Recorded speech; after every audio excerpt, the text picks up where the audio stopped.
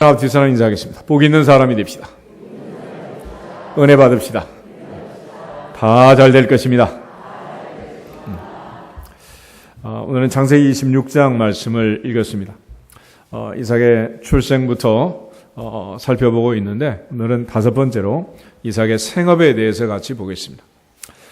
사람이 태어나서 무엇을 먹을까 마실까 입을까 염려하고 사는 것, 이거는 광야 세대도 그렇고 3,500년이 지난 오늘 우리도 그렇고, 여기서 자유로울 사람은 별로 없는 것 같아요. 특별히 인간이 에덴에서 범죄한 이후에 추방을 당하고 가시와 엉겅퀴가 있는 이 세상을 살고 있기 때문에, 또 하나님께서 아담에게 징계하심으로써 그 이마에 땀이 흐르도록 마지막 죽음의 순간까지 노동의 대가로 또 살아가도록 하나님께서 명령하셨기 때문에 우린 또 이 생업을 붙들고 또 살아야 되는 그런 운명입니다. 오늘 특별히 이삭의 이야기를 보면 12절에 이삭이 그 땅에서 농사하여 그의 100배나 얻었고 여호와께서 복을 주심으로 그 사람이 창대하고 왕성하여 마침내 거부가 되었다, 이렇게 되어 있습니다. 이삭의 직업을 보면 이삭은 농사를 지었다 그랬어요. 농사. 아버지 아브라함은 목축을 했습니다. 목축. 또 이제 야곱이 70명의 가족을 데리고 애굽에 내려왔을 때 고센 땅에 거주하게 했는데, 고센 땅은 목초지가 좋은 그런 애굽에서도 아주 좋은 땅이었어요. 그럴 때 애굽 사람들은 목축하는 것을 천하게 여겼기 때문에 우리는 대대로 목축을 합니다, 이렇게 이제 얘기를 하라는 거죠. 야곱은 라반의 집에 가서 이제 목축을 배웠고 또 목축을 했죠. 그의 형제들은 양을 쳤고, 그래서 이제 또 목축을 하는데, 이 목축을 하는 것과 농사를 짓는 것은 어찌 보면 비슷하지 않느냐 생각할 수 있지만 전혀 다른 일이에요. 목축은 이동하면서 이제 소를 또 방목하고 또 키우고 이렇게 하는 거지만, 농사라는 것은 한 지역에 정착해야 되는 것이고, 또 특별히 물이 있어야 농사를 짓는 거 아니겠습니까? 요즘 이제 세계는 물 전쟁이라고 할 만큼 이제 물이 중요한 그런 시대가 되었고, 우리나라도 이제 언젠가는 물 부족 국가가 될 거다, 이렇게 지금 예고를 하고 있잖아요. 거기다가 또 우리가 수없이 많은 건축을 하고 많은 아파트를 짓고 20층, 30층 꼭대기까지 이제 사람이 사는 것은 전부 다 물이 나오니까 물을 보내가지고 이제 인간이 사는 거죠. 달나라를 가든 화성을 가든 지금 계속 탐사선들이 찾고 있는 거는 거기에 뭐가 있느냐? 물이 있느냐 없느냐, 물의 흔적이 있느냐 없느냐, 얼음 덩어리가 있느냐 없느냐, 이런 걸 찾는. 그러니까 결국 사람이 사는 데서 제일 중요한 것은 물이다. 물. 인간은 70%가 우리 몸은 물이라고 그러잖아요. 물. 그래서 수분이 부족하면 이제 결국은 사람은 생명의 위협을 받을 수밖에 없습니다. 그래서 인간이 가장 갈급함을 가리켜 말할 때 물을 구하는, 목마름으로 이제 표현을 하는, 목마름. 예전에 민주화 과정에서 김지아 씨 같은 그 시를 보면 그야말로 타는 목마름으로 민주주의를 갈망하던 그런 시들이 있죠. 시편에도 사슴이 시냇물을 찾기에 갈급함 같이 내 영혼이 주를 찾기에 갈급합니다, 그런 시인의 고백도 있고, 아모스 선지자는 물이 없어 가람이 아니고 양식이 없어 기근이 아니라 하나님 말씀을 듣지 못한 기갈이다. 그래서 말씀을 듣지 못하고 예배를 드리지 못하고 기도하지 못하고 찬송하지 못하고 하나님을 섬기지 못하는 이거를 가리켜 영적 기근, 영적인 목마름, 기갈로 이제 표현을 했습니다. 농사를 짓는 사람들이 하늘에서 비가 오지 않으면 농사를 못 짓는 것은 당연한 일 아니겠습니까? 요즘처럼 이제 저수지와 댐을 만들고 관계시설을 하고 농업용수를 저축했다가 또 이제 쓰고 그런 때도 아니고, 하늘에서 비가 내려서 농사를 짓는 천수다, 하늘만 바라보고 농사를 짓는 때였기 때문에 하나님이 비를 안 주면 농사는 망치는 거예요. 요즘도 귀촌하는 사람들이 많지만은 그게 성공하는 확률이 그렇게 높지가 않아요. 농사는 아무나 짓나? 절대 그렇지 않아. 그러니까 이 농사라는 것도 하나님의 은혜로 한다는 것을 특별히 가르쳐 주는 거죠. 그래서 야고보서 5장에 가면 농부의 인내를 얘기합니다. 봄에 씨를 뿌려서 가을에 열매를 거둘 때까지 농부가 할 일은 뭐냐? 인내하는 일이고, 때를 따라 하나님께서 비를 주시고 햇빛을 주시고 해가지고 이것들이 잘 어울러져야 이제 농사를 짓고 복을 받는 거 아니겠어요? 근데 이삭이 지금 농사를 지어서 100배로 수확을 얻었다. 이게 지금 뭐 오늘 얘기를 하는 게 아니라 4,000년 전에 얘기를 하는 거예요. 4,000년 전. 4,000년 전에 농사를 지었는데 100배로 얻었다. 그러니까 이삭은 아버지의 가업을 물려받아서 목축을 한 게 아니라 지금 농사를 지은 거예요. 아버지한테 농사를 배운 것도 아니죠. 배울 수도 없어요. 왜냐하면 이삭이 태어났을 때 아버지가 나이가 몇 살? 100살. 이게 뭐 나이가 이렇게 많은 아버지한테 뭘 배우겠어요? 이게 이제 입장을 바꿔서 한번 생각을 해보세요. 여러분 태어났는데 아버지가 100살. 어떻게 살아야 돼? 어떻게 살겠어요? 예전에 우리 집사님 한 분이 머리가 이제 휘어져 가지고 염색을 하다가 염색을 안 하고 초등학생 딸내미 이제 학교 행사가 있어서 갔더니 이 녀석이 아빠한테 그 다음날 와가지고 아빠 절대 학교 안 된다 이렇게 말을 하더라고요. 그런데 아빠가 100살이면 이 어떻게 되겠어요? 그렇잖아요. 그러니까 이게 지금 이삭은 보면 아버지가 직접적으로 뭘 물려준 거는 별로 없는 것 같아요. 그래서 요즘으로 하면 이제 벤처를 한 거지, 벤처를. 전혀 다른 농사라는 직업을 한 거예요. 근데 이게 100배로 얻었는데, 농사는 지금 얘기한 것처럼 물하고 이제 직결이 돼 있어요, 물. 근데 왜 이렇게 100배로 얻었느냐? 창세기 26장 이삭 이야기를 보면, 이삭은 뭐 우물 판 이야기, 이게 이제 거의 독단적으로 했던 사역이고, 앞부분은 아브람과 뒷부분은 야곱과 이제 연결된 그런 스토리들입니다. 근데 재밌는 것은 이삭은 우물을 파면 물이 나오는데 블레셋 사람, 그랄 사람들은 아무리 파도 물이 안 나오는 거야, 이게. 여기에 지금 이제 문제가 있었습니다.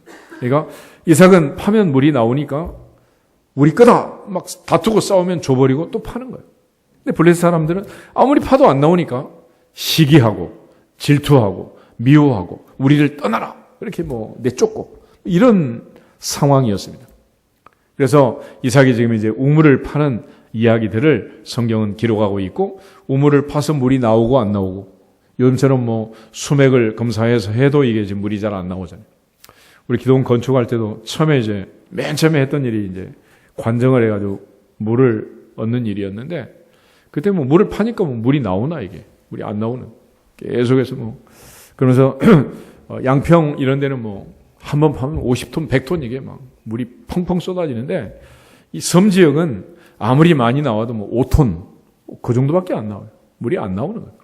그래서 또 이제 그 보통 내려가면은 바로 뭐 6m, 8m가 안반이 나옵니다. 안반을 뚫고 들어가서 이제 수맥을 찾아서 물이 나와야 되는데 이게 뭐 물이 나오나 이게 물이 안 나오는 거지. 그래가지고 계속 이제 파면서 이제 목사님 물이 안 나옵니다 그러더라고요. 그래서 여하튼 한번 시작했으니까 물을 팔 때는 한 구멍을 파라 그랬잖아요. 나올 때까지 한번 파 보세요. 계속 그래가지고 뭐 먼지를 날리고 막 난리를 쳤어요. 근데 146m에 가서 물이 나왔어요. 그게 얼마나 깊이 판 거예요. 바위를 뚫고 그것도 바위를 146m를 뚫었으니 이게 그래서 기도원 가서는 물만 먹고 와도 괜찮아요. 그러니까 여하튼 이 물이 좋아야 돼 물이. 근데 이삭은 파면 물이 나오는데 다른 사람은 아무리 파도 물이 안 나오는 거예요. 그러니까 이 정도 되면 농사 지어서 100배 돼요 안 돼요? 되겠어 안 되겠어? 충분히 되는 거죠. 그러니까 나는 뭐 물건을 만들어서 생산해서 판로를 개척해서 이제 제조업을 하고 뭐 다 해야 되는 거 아니겠습니까? 그런데 어떤 아이템을 가지고 사업을 하든 장사를 하든 매매를 하든 이게 하나님이 은혜를 주셔서 요즘식으로 뭐 대박이 나면 좋지만은 이게 뭐 안 되면은 안 되는 거 아니겠습니까? 그런데 이런 과정을 보면서 우리가 기억할 것은 사람이 살면서 여러 가지 직업을 가지고 인생을 살지만 가장 중요한 것은 어떤 직업에 어떤 분야에 종사하든지 하나님의 복을 받아야 하느니라. 복은 하나님이 주시니.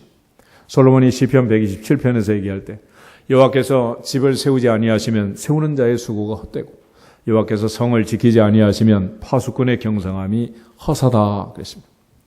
건축에 종사하는 사람들도 하나님이 함께 해주어야 되고 국방에 종사하는 사람들도 하나님이 함께 해줘야 된다. 먹고 마시고 사고 팔고 짓고 헐고 시집가고 장가가는 이 모든 과정에도 하나님과 동행해야 하느니라. 그래서 솔로몬의 경영 철학의 가장 중요한 것은 내가 얼마나 좋은 아이템을 가지고 얼마나 많은 기획을 해서 어떤 아이디어를 가지고 장사하느냐 이게 아니고 하나님의 도우심이에요. 하나님의 도우심. 우리 잠언 16장을 한번 찾아보실까요? 잠언 16장.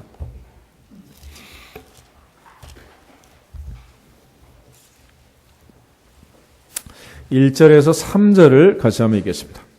1절부터 3절. 잠언 16장 928페이지 1절에서 3절. 마음의 경영은 사람에게 있어도 말의 응답은 여호와께로부터 나오느니라. 사람의 행위가 자기 보기에는 모두 깨끗하여도 여호와는 심령을 감찰하시느니라.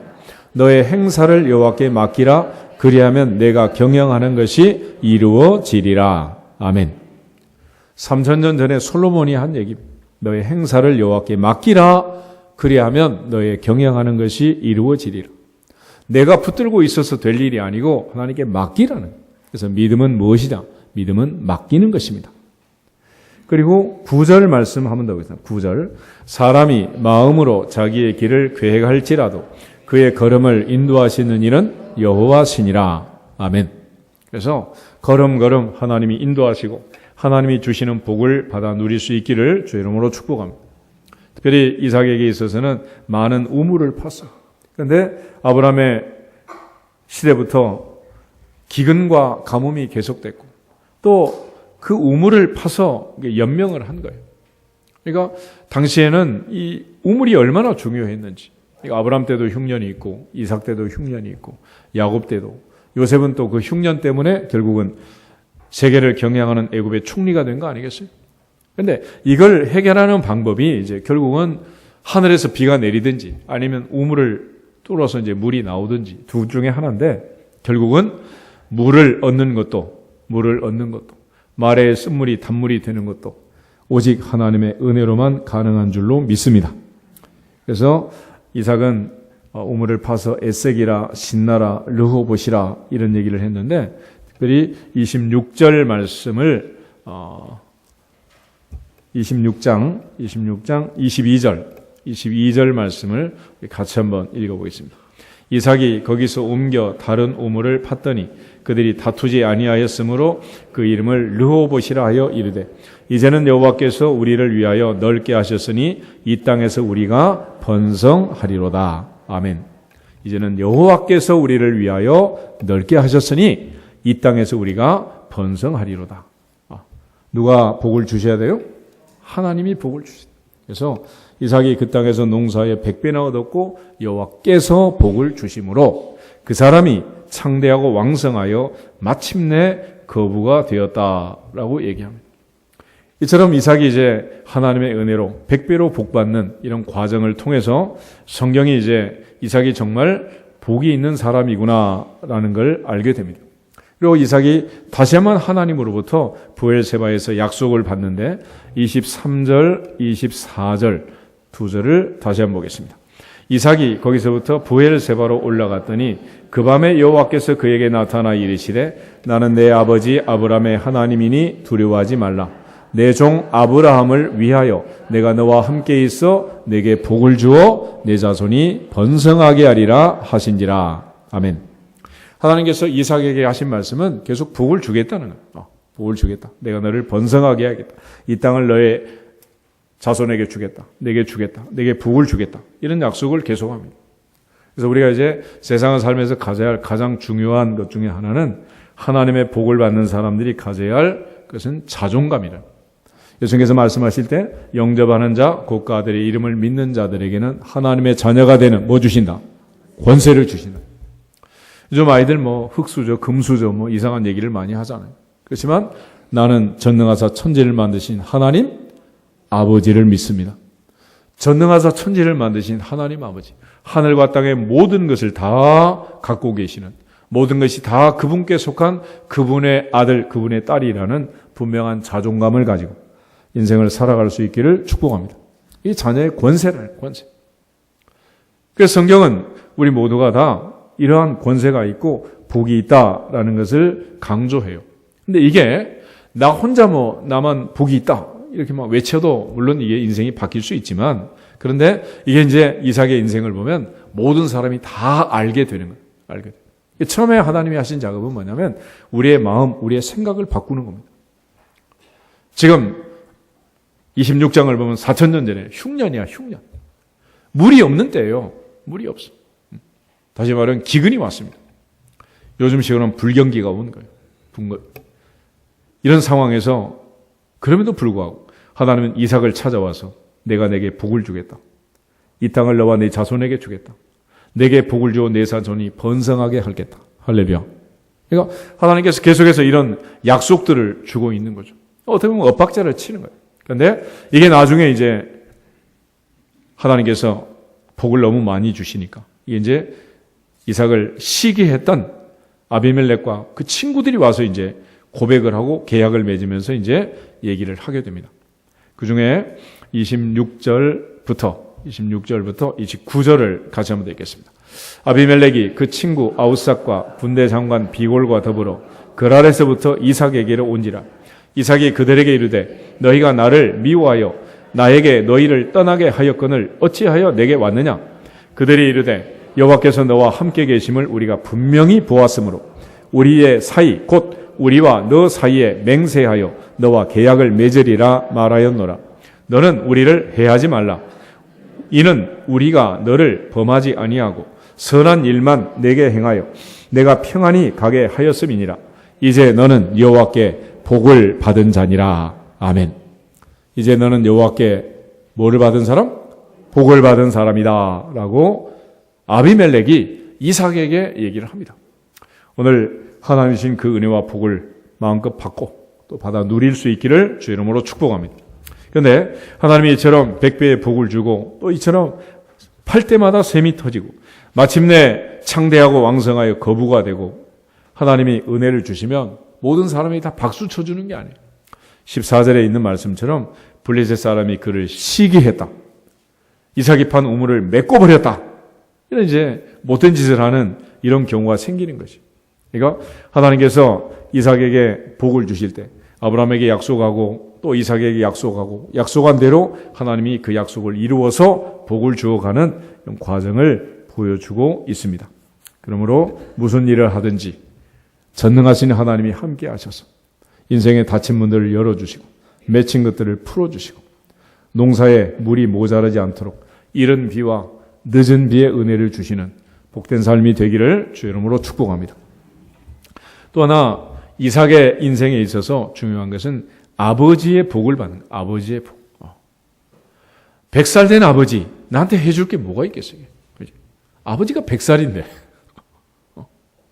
그런데 놀라운 사실은 하나님께서 이삭에게 얘기를 해요. 내가 너에게 복을 준다. 그런데 복을 주는 이유가 뭐냐? 너 때문이 아니고 네 아버지 때문이다 라고 말씀을 해요. 26장 앞부분 1절부터 우리 5절을 다시 한번 읽어보겠습니다. 26장 1절에서 5절. 아브람 때 첫 흉년이 들었더니 그 땅에 또 흉년이 들매 이삭이 그랄로 가서 블레셋 왕 아비멜렉에게 이르렀더니 여호와께서 이삭에게 나타나 이르시되 애굽으로 내려가지 말고 내가 내게 지시하는 땅에 거주하라.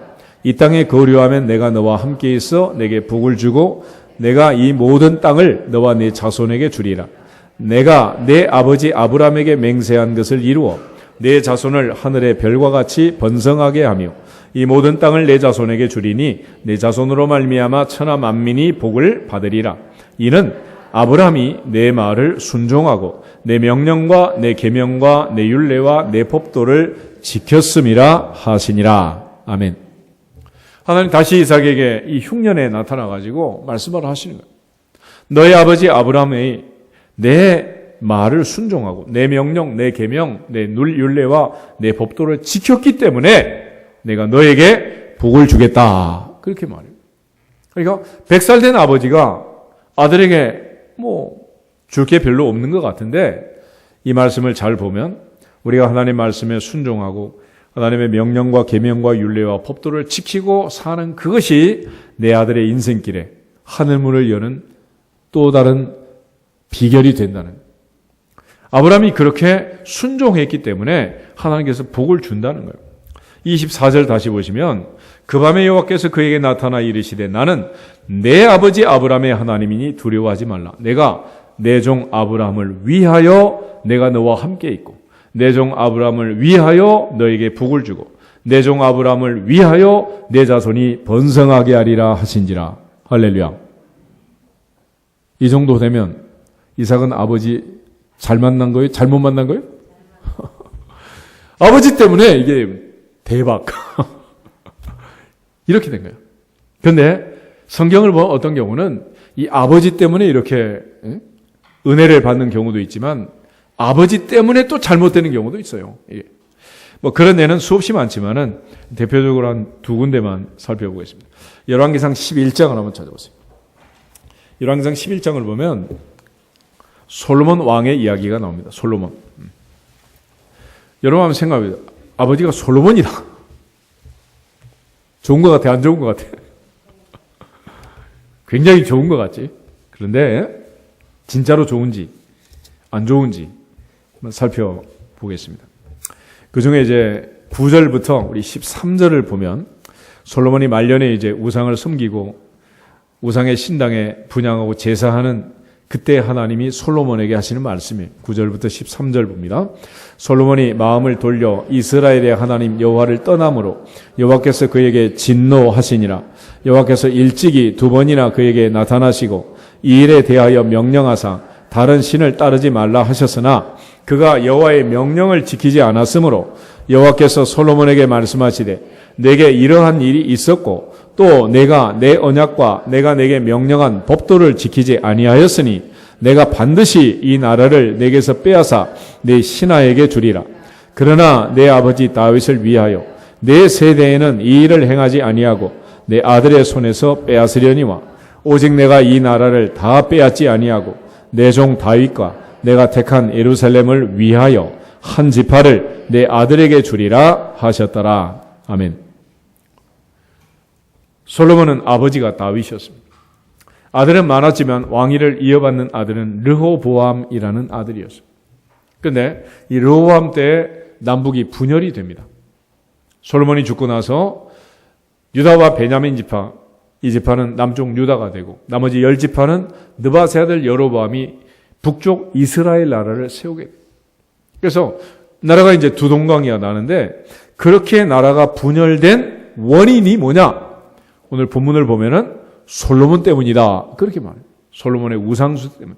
그런데 이 솔로몬이 당장에 벌을 받아야 되는데 하나님께서 이 솔로몬에게 벌을 내리지 못하고 그 손자대로 넘어가게 된 것은 결국은 아버지 다윗 때문이다. 그러니까 다윗은 그 아들 솔로몬에게 하나님의 은혜를 입게 해서 이렇게 그야말로 당장에 벌을 받아야 마땅한데 면책할 수 있는 그런 은혜를 주셨어요. 그런데 반대로 솔로몬은 그 아들 르호보암이 나라를 잘 다스리도록 이렇게 좋은 영향을 미쳐야 되는데 나라가 분열되는 그런 상황이 되고 말았습니다. 다윗은 아들의 인생의 디딤돌이 되었다면 솔로몬은 그 아들의 인생의 걸림돌이 된 거예요. 예상과 전혀 다른 이야기야? 스토리가 이상하게 돼. 그렇지만 이게 현실이야, 현실. 팩트입니다, 팩트. 또 하나, 히스기야 이야기를 한번 찾아보도록 하겠습니다. 열왕기하 20장을 보겠습니다. 열왕기하 20장. 히스기야라는 왕은 우리가 잘 아는 것처럼 병들어 죽게 됐을 때 의사를 찾지 않고 오직 하나님을 찾아서 벽을 향해 기도하고 하나님께서 생명을 15년 연장시켜주고 선지자 이사야를 통하여 해시계가 10도 뒤로 물러가는 그런 기적으로 징조를 보여주고 그의 생명을 살려줬습니다. 그런데 이 소식이 세계 전역으로 이제 퍼진 거예요. 그리고 나서 바벨론에서 사신들이 왔습니다. 그때에 히스기야는 하나님의 은혜를 간증하지 않고 금은보화를 자랑하다가 이제 문제가 됐는데 12절부터 15절을 같이 한번 읽어보겠습니다. 그때 발라단의 아들 바벨론의 왕 브로닥 발라단이 히스기야가 병들었다 함을 듣고 편지와 예물을 그에게 보낸지라. 히스기야가 사자들의 말을 듣고 자기 보물고의 금은과 향품과 보배로운 기름과 그의 군기고와 창고의 모든 것을 다 사자들에게 보였는데 왕궁과 그의 나라 안에 있는 모든 것 중에서 히스기야가 그에게 보이지 아니한 것이 없더라. 선지자 이사야가 히스기야 왕에게 나와 그에게 이르되 이 사람들이 무슨 말을 하였으며 어디서부터 왕에게 왔나이까? 히스기야가 이르되 먼 지방 바벨론에서 왔나이다 하니 이사야가 이르되 그들이 왕궁에서 무엇을 보았나이까 하니 히스기야가 대답하되 내 궁에 있는 것을 그들이 다 보았나니 나의 창고에서 하나도 보이지 아니한 것이 없나이다 하더라. 아멘. 그런데 여기서 지금 바벨론의 사신들이 왔는데 어떤 이유는 히스기야 병들어가 죽게 됐다가 지금 살아났단 말이에요. 도대체 어떻게 해서 중병에서 살아났느냐? 그게 지금 궁금한데 히스기야는 우리 하나님이 전능하신 하나님이 나를 고쳐주셨다. 그런 간증을 하지 않고 금은 보화를 자랑질을 한 거예요. 그 결과 하나님께서 이사야를 통하여 책망을 하게 됩니다. 16절, 17절, 18절 세 절만 계속해서 한번 보겠습니다. 이사야가 히스기야에게 이르되 여호와의 말씀을 들으소서. 여호와의 말씀이 날이 이르리니 왕궁의 모든 것과 왕의 조상들이 오늘까지 쌓아두었던 것이 바벨론으로 옮긴 바 되고 하나도 남기지 아니할 것이요 또 왕의 몸에서 날 아들 중에서 사로잡혀 바벨론 왕궁의 환관이 되리라 하셨나이다 하니. 아멘. 나중에 이제 히스기야가 죽고 그 아들 므낫세 아몬을 거쳐서 요시야라는 왕을 거쳐 여호아스, 여호야긴 그리고 마지막 이제 유다의 20대 왕 시드기야가 있는데 시드기야 때 이제 바벨론의 느부갓네살이 예루살렘을 포위하고 11개월 동안 완전히 이제 막아서 더 이상 물이 없어서 이제 도주를 하게 되는데 도망가는 걸 붙잡아 가지고 그가 보는 앞에서 왕자들을 다 죽이고 시드기야 두 눈을 뽑고 착고로 손발을 묶어 가지고 바벨론으로 끌고 갔어요.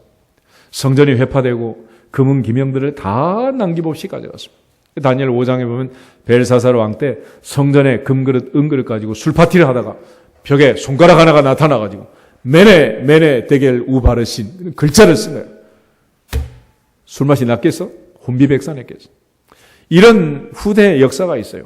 그런데 이렇게 나라가 망하고 예루살렘이 무너지고 성전이 회파되고 금은 보화 다 빼앗기게 된 원인 중에 이 원인 제공자 중에 한 사람이 히스기야라는 거예요. 히스기야. 무슨 얘기겠습니까?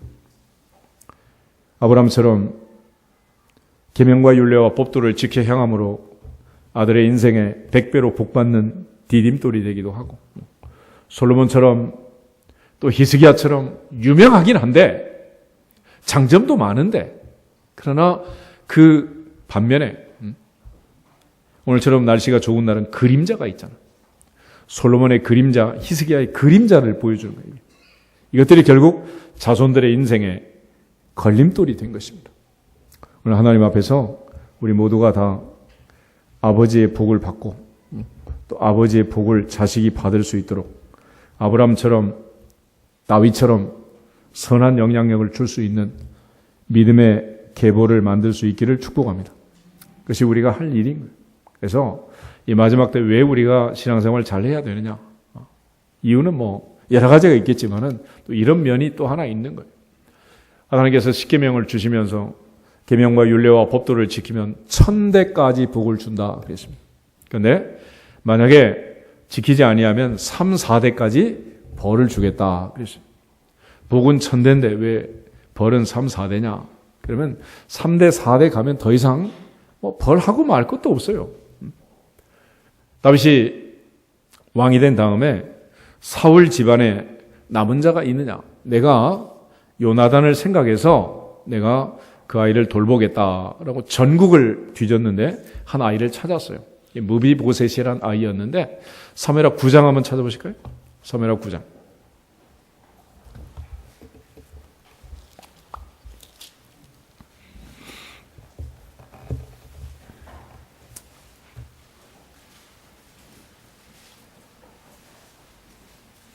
(3절부터) 3절부터 8절 말씀 같이 한번 읽어보겠습니다. 왕이 이르되 사울의 집에 아직도 남은 사람이 없느냐? 내가 그 사람에게 하나님의 은총을 베풀고자 하노라 하니 시바가 왕께 아뢰되 요나단의 아들 하나가 있는데 달이 저는 자니이다 하니라. 왕이 그에게 말하되 그가 어디 있느냐 하니 시바가 왕께 아뢰되 로드발 암멜의 아들 마길의 집에 있나이다 하니라. 다윗 왕이 사람을 보내어 로드발 암멜의 아들 마길의 집에서 그를 데려오니 사울의 손자 요나단의 아들 무비보셋이 다윗에게 나와 그 앞에 엎드려 절하매 다윗이 이르되 무비보셋이여 하니 그가 이르되 보소서 당신의 종이니이다. 다윗이 그에게 이르되 무서워하지 말라. 내가 반드시 내 아버지 요나단으로 말미암아 내게 은총을 베풀리라. 내가 내 할아버지 사울의 모든 밭을 다 내게 도로 주겠고 또 너는 항상 내 상에서 떡을 먹을지니라 하니 그가 절하여 이르되 이 종이 무엇이기에 왕께서 죽은 개 같은 나를 돌아보시나이까 하니라. 아멘. 근데 이 무비보셋이라는 아이를 찾았는데 이 아이는 두 다리가 다 절름발이에요. 절름발. 결국은 하나님께서 사울의 집은 점점 약해져 가고 다윗의 집은 점점 강해져 갔는데 하나님이 한번 개입하시면 이게 사울 때 손자 때 가니까 결국 이제 더 이상 하고 말 것도 없어요, 이게. 근데 하나님께서 이 사울에게 좀 경고가 있었잖아요. 사무엘상 15장 한번 찾아보겠습니다. 사무엘상 15장을 보면 아말렉과 전쟁을 할 때 하나님께서 사울 왕에 내린 명령이 있었어요. 1절부터 3절을 같이 한번 보겠습니다. 사무엘상 15장 1절에 3절. 사무엘이 사울에게 이르되 여호와께서 나를 보내어 왕에게 기름을 부어 그의 백성 이스라엘 위에 왕으로 삼으셨은즉 이제 왕은 여호와의 말씀을 들으소서. 만군의 여호와께서 이같이 말씀하시기를 아말렉이 이스라엘에게 행한 일 곧 애굽에서 나올 때에 길에서 대적한 일로 내가 그들을 벌하노니 지금 가서 아말렉을 쳐서 그들의 모든 소유를 남기지 말고 진멸하되 남녀와 소아와 젖먹는 아이와 우양과 낙타와 나귀를 죽이라 하셨나이다 하니라. 아멘. 그런데 사울이 이제 전쟁을 하면서 아말렉의 좋은 것들을 살렸어요. 사울이 나중에 전쟁이 끝나고 이제 전리품을 정리하고 있는데 사무엘이 도착했습니다. 사무엘이 오니까 양의 소리가 들리고 소의 소리가 들리고 온갖 이상한 소리가 들리는 거예요. 도대체 어떻게 된 거냐? 그랬더니 15절 16절 보겠습니다. 15절 16절. 사울이 이르되 그것은 무리가 아말렉 사람에게서 끌어온 것인데 백성이 당신의 하나님 여호와께 제사하려 하여 양들과 소들 중에서 가장 좋은 것들을 남김이요 그 외의 것은 우리가 진멸하였나이다 하는지라. 사무엘이 사울에게 이르되 가만히 계시옵소서. 간밤에 여호와께서 내게 이르신 것을 왕에게 말하리이다 하니 그가 이르되 말씀하소서. 아멘. 그래서 그 유명한 말을 이제 전달하게 되는데 그중에 22절 23절 보겠습니다. 사무엘이 이르되 여호와께서 번제와 다른 제사를 그의 목소리를 청종하는 것을 좋아하심같이 좋아하시겠나이까? 순종이 제사보다 낫고 듣는 것이 순양의 기름보다 나으니 이는 거역하는 것은 점치는 죄와 같고 완고한 것은 사신 우상에게 절하는 죄와 같음이라. 왕이 여호와의 말씀을 버렸으므로 여호와께서도 왕을 버려 왕이 되지 못하게 하셨나이다 하니. 아멘. 이때는 이게 어떻게 흘러갈지 잘 몰라요. 그런데 그 똑똑하고 믿음 좋은 요나단 같은 그런 아들도 왕이 되지 못하고 그의 손자 무비보셋은 두 발을 다 절름거리는 절름발이가 돼가지고 그렇게 멸문을 하게 됩니다. 그게 전부 다 누구 때문이었다고? 사울 때문이에요. 사울. 그래서 하나님께서 복을 줄 때는 1000대를 주지만 저주할 때는 3대 4대 이상 갈 것도 없다는 거예요. 오늘 하나님 앞에서 아브람처럼 내 계명과 율례와 법도를 지켜 행함으로 아들 이삭이 무엇을 하든지 벤처를 해도 농사를 지어도 100배로 복을 받는 디딤돌이 되기를 주 이름으로 축복합니다. 솔로몬처럼 히스기야처럼 걸림돌이 되지 않도록 아브람처럼 다윗처럼 항상 디딤돌이 될 수 있기를 주님의 이름으로 축복합니다. 그런데 성경은 우리가 처음부터 복을 받고 살도록 하나님이 로드맵을 만들어 놓은 거예요. 그런데 굳이 하나님이 이제 할 수 없는 사람은 뭐냐? 거절하고 거부하고 믿지 아니하면 그때는 어쩔 수가 없어요. 그래서 예수님의 고향 나사렛 사람들도 예수님을 배척했기 때문에 예수님이 그 동네에서는 이적을 행할 수가 없었습니다. 하나님께서 아무리 좋은 에덴 동산을 만들어줘도 아담처럼 하와처럼 불순종하고 거절하고 거부하면 쫓겨날 수밖에 없는 거 아니겠어요? 그렇지만 아브라함처럼 하나님의 부름을 받았을 때 순종하면 내가 복이 되면 내 아들도 내 딸도 손자 손녀도 복이 될 줄로 믿습니다. 창세기 1장 한번 찾아보겠습니다. 창세기 1장을 보시면 26절부터 28절. 창세기 1장 26절에서 28절에 있는 말씀. 다 같이 읽겠습니다. 하나님이 이르시되 우리의 형상을 따라 우리의 모양대로 우리가 사람을 만들고 그들로 바다의 물고기와 하늘의 새와 가축과 온 땅과 땅에 기는 모든 것을 다스리게 하자 하시고 하나님이 자기 형상 곧 하나님의 형상대로 사람을 창조하시되 남자와 여자를 창조하시고 하나님이 그들에게 복을 주시며 하나님이 그들에게 이르시되 생육하고 번성하여 땅에 충만하라 땅을 정복하라 바다의 물고기와 하늘의 새와 땅에 움직이는 모든 생물을 다스리라 하시니라. 아멘. 하나님이 자기 형상 곧 하나님의 형상대로 사람을 창조하고 남자와 여자를 만들고 그들에게 뭘 주셨다고? 복을 주셨다. 복. 그러니까 인간은 이 세상에 뭐 하려고 태어난 거예요? 복받기 위해서 태어난 거예요. 복받기 위해서. 그런데 복받기 위해 태어난 인생들이 범죄함으로 노아의 홍수 때가 되면 숨쉬는 모든 것들을 하나님이 다 죽였어요. 그리고 노아의 8 식구만 살아남았잖아요. 그러던 중에 이제 하나님께서 성경의 본론을 시작할 때 아브라함을 부릅니다. 창세기 12장이 이제 성경의 본론이 시작되는 장면인데 12장 1절에서 3절 우리 다시 한번 보겠습니다. 창세기 12장 1절부터 3절. 같이 읽겠습니다. 여호와께서 아브라함에게 이르시되 너는 너의 고향과 친척과 아버지의 집을 떠나 내가 내게 보여줄 땅으로 가라. 내가 너로 큰 민족을 이루고 내게 복을 주어 내 이름을 창대하게 하리니 너는 복이 될지라. 너를 축복하는 자에게는 내가 복을 내리고 너를 저주하는 자에게는 내가 저주하리니 땅의 모든 족속이 너로 말미암아 복을 얻을 것이라 하신지라. 아멘. 하나님께서 특별히 2절을 보면 아브라함에게 말씀하십니다.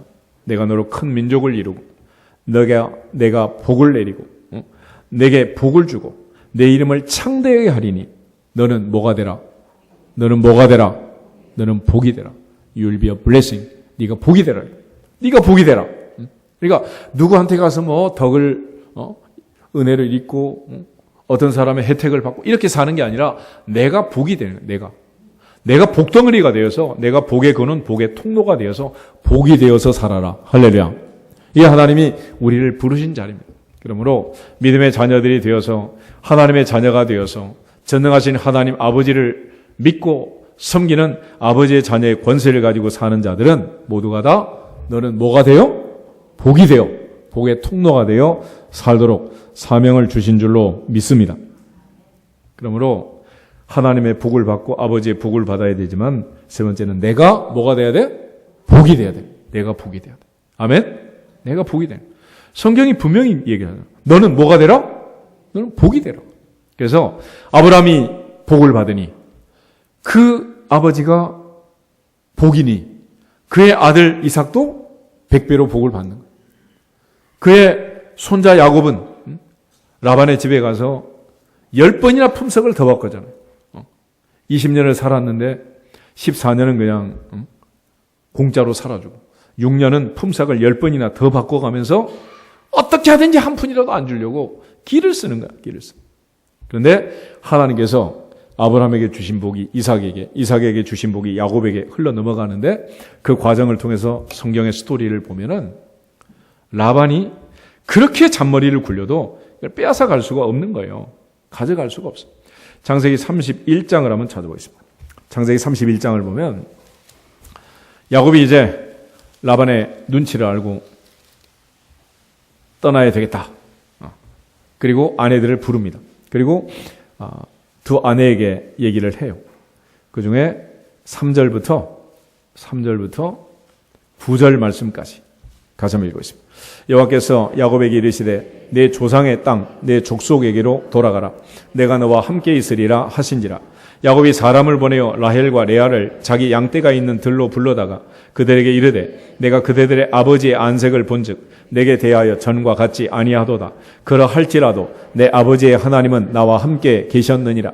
그대들도 알거니와 내가 힘을 다하여 그대들의 아버지를 섬겼거늘 그대들의 아버지가 나를 속여 품삯을 10번이나 변경하였느니라.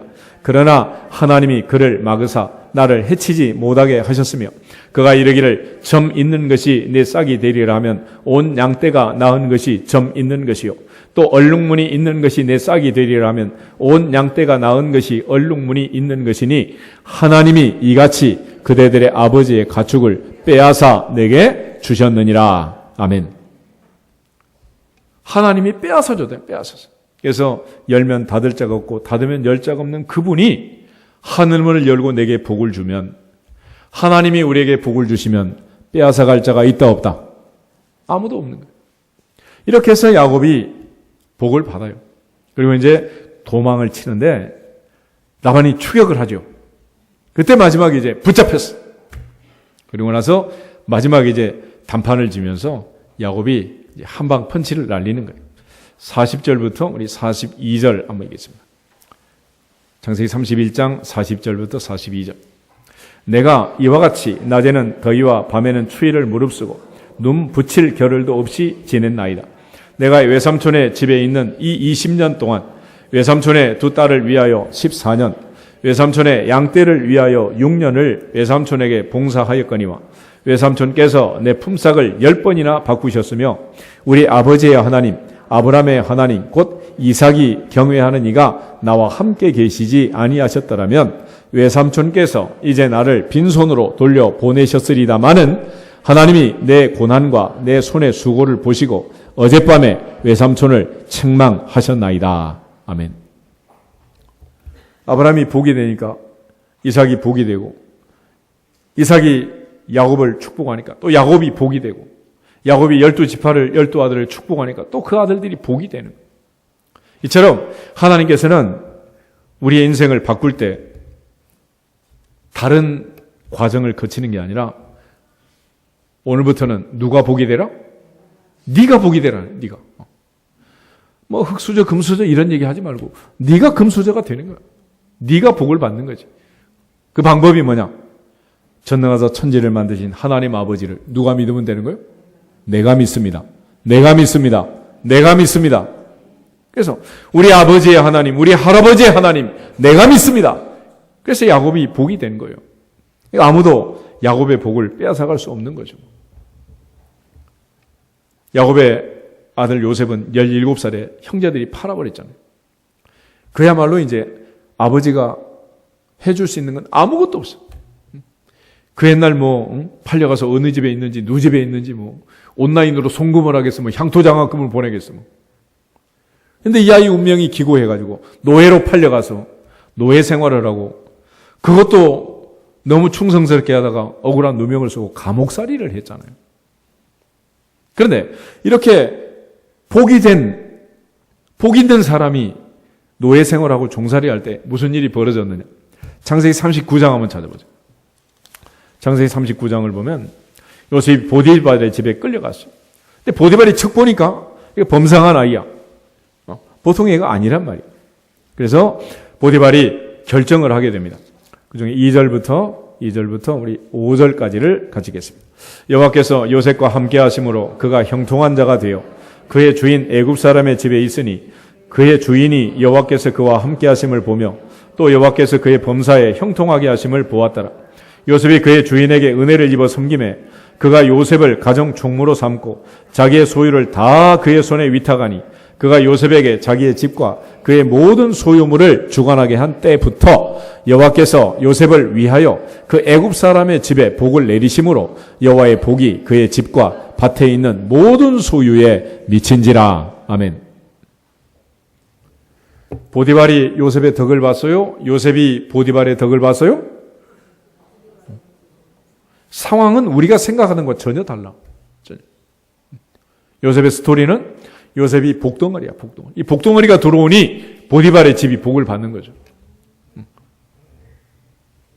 그런데 이게 감옥으로 들어가요. 감옥에 가서 무슨 일이 벌어졌느냐. 21절부터 23절을 한번 보겠습니다. 여호와께서 요셉과 함께 하시고 그에게 인자를 더하사 간수장에게 은혜를 받게 하시며 간수장이 옥중 죄수를 다 요셉의 손에 맡김으로 그 재반 사물을 요셉이 처리하고 간수장은 그의 손에 맡긴 것을 무엇이든지 살펴보지 아니하였으니 이는 여호와께서 요셉과 함께 하심이라. 여호와께서 그를 범사에 형통하게 하셨더라. 아멘. 감옥 안에 들어가서 형통해 봤자지 뭐. 그렇게 생각할 수 있지만 놀라운 사실은 이 감옥 안에서 요셉은 술 맡은 관원장, 떡 굽는 관원장을 만나게 되고 그들을 꿈을 해몽하게 되고 2년이 지난 나이 30세에 바로 왕의 꿈을 해몽하게 되는 계기가 마련이 되고 그렇게 해서 애굽의 총리가 되는 총리. 그러니까 애를 팔아가지고 형들이 구덩이에 집어넣고 네가 정말 우리 왕이 되겠느냐 이러고 막 난리를 쳤지만은 하나님이 복을 주시니 하나님이 복이 되게 하시니 하나님 앞에 복을 받으니 감옥에 집어놔도 빼앗아갈 수 없고 애굽의 노예로 팔아도 빼앗아갈 수가 없는 거예요. 그러므로 오늘부터는 우리가 복이 되기를 축복합니다. 늘 우리 말씀 듣기 전에 인사를 시키잖아. 어떤 사람 되자고? 그냥 했어? 진짜로 해야 돼, 진짜로. 아멘? 우리 다시 한번 인사해. 복 있는 사람이 됩시다. 당신은 복 있는 사람입니다. 꼭 새해 첫날만 돼가지고 뭐 새해 복 많이 받으세요. 그러지 말고 다시 한번 10월에도 복 많이 받으세요.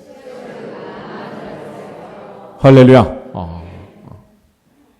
오늘도 복 많이 받으시고 이번 주에도 복 많이 받으시고 주말에는 더 많이 받으시고 속초도 갔다 오시고 할렐루야.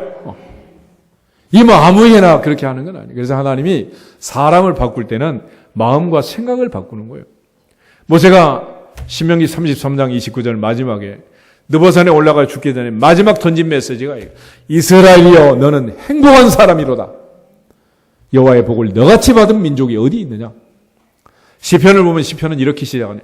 복 있는 사람은 악인의 꾀를 쫓지 않고 죄인의 길에 서지 않고 오만한 자의 자리에 앉지 않고 오직 여호와의 율법을 주야로 묵상하고 그 가운데 기록된 대로 지켜 행하는 자 복 있는 사람 될지어다. 아멘. 그래서 우리가 자녀들 인생에 뭐 해줄 게 뭐가 있겠어요. 그렇지만 아브라함처럼 계명과 율례와 법도를 지켜 순종하면 하나님께서 100살에 낳은 아들이라도 책임져 주시고 이처럼 노예로 팔려가도 하나님께서 함께 하시고 종살이라고 감옥살이를 해도 애굽의 총리로 바꾸시는 하나님의 반전이 있는 거예요. 그러니까 성경을 자세히 들여다보면 이 속에 어마어마한 하나님의 스토리가 있어요. 남한산성은 1000편도 더 만들 수 있어. 하나님의 역사는 제껴놓고 맨날 영화만 보러 다니니까 재미가 없지. 이게. 이 속에 엄청난 얘기예요. 엄청난 얘기. 결국 오늘 우리가 어떻게 해야 복을 받느냐. 이 속에 스토리가 다 들어있어요. 그래서 요즘 재테크하는 사람들 얘기를 들었더니 토라를 배운대, 율법을 배운대요. 왜 그러냐 그랬더니 유대인들이 세계에서 최고로 돈이 많잖아. 그 사람들의 돈 버는 교과서 텍스트가 뭐요? 성경이잖아요. 도대체 뭘 하길래 그렇게 하나님이 복을 주냐는 거예요.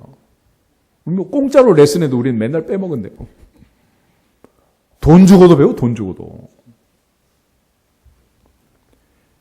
하나님이 주신 그 복을 빼앗아갈 수 없도록 열면 닫을 자가 없고 닫으면 열 자가 없느니라. 전능하신 하나님이 함께해야 집을 지어도 의미 있고 성을 지켜도 의미가 있는 거지. 하나님이 함께하지 않으면 세우는 자의 수고도 헛되고 성을 지키는 파수꾼의 경성함도 허사다라고 말했습니다.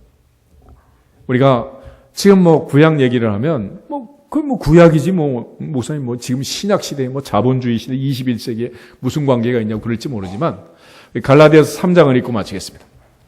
갈라디아서 3장.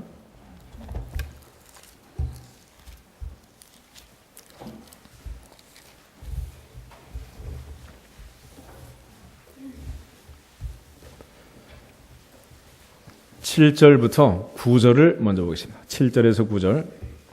갈라디아서 3장 7절부터 9절에 있는 말씀. 그런즉 믿음으로 말미암은 자들은 아브라함의 자손인 줄 알지어다. 또 하나님이 이방을 믿음으로 말미암아 의로 정하실 것을 성경이 미리 알고 먼저 아브라함에게 복음을 전하되 모든 이방인이 너로 말미암아 복을 받으리라 하였느니라. 그러므로 믿음으로 말미암은 자는 믿음이 있는 아브라함과 함께 복을 받느니라. 아멘. 아브라함의 복은 다 이제 우리에게 넘어온 거예요. 할렐루야. 이삭에게, 야곱에게, 요셉에게 갔던 그 복은 이제 우리에게 넘어왔단 말이에요. 성경은 4,000년 전의 얘기를 하고 있지만 오늘 갈라디아서는 오늘 우리 얘기를 지금 하고 있는 것입니다. 우리 얘기를. 28절, 29절 마지막 두 절 봅니다. 너희는 유대인이나 헬라인이나 종이나 자유인이나 남자나 여자나 다 그리스도 예수 안에서 하나이니라. 너희가 그리스도의 것이면 곧 아브라함의 자손이요 약속대로 유업을 이을 자니라. 아멘. 아브라함 이야기는 이삭의 아버지 야곱의 할아버지 얘기가 아니라 누구 얘기요? 우리 이야기야. 우리 이야기. 그러므로 성경에 있는 히스토리, 히스 스토리가 아니라 마이 스토리로 바꿔서 내가 믿고 내가 순종하면 내게 복이 임하고 내가 복이 되고 내가 복의 통로가 되어서 우리가 자녀들의 인생길에 하늘문이 열릴 줄로 믿습니다. 다 같이 주 예수 그리스도의 이름으로 형통할지어다.